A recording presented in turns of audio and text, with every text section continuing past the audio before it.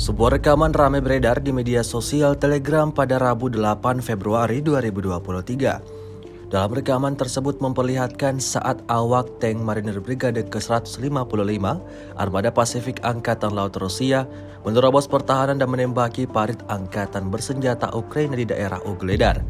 Tampak tank tersebut dengan sangat berani bergerak maju dan meluncurkan rentetan tembakan pada posisi target. Akibatnya terjadi ledakan besar setelah tembakan dan kepulan asap tebal memenuhi area tersebut.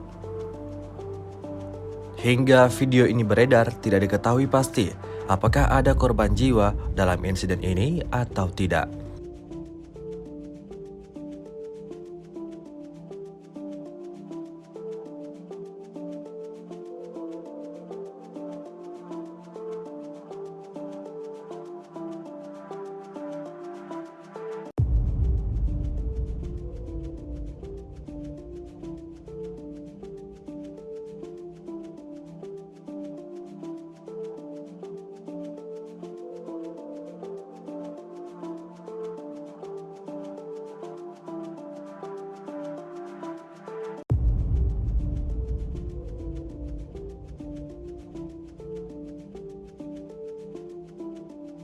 Rusia melaporkan secara total 382 pesawat Ukraina, 206 helikopter, 3.036 kendaraan udara tak berawak, 403 sistem rudal anti pesawat dieliminir sejak awal operasi khusus.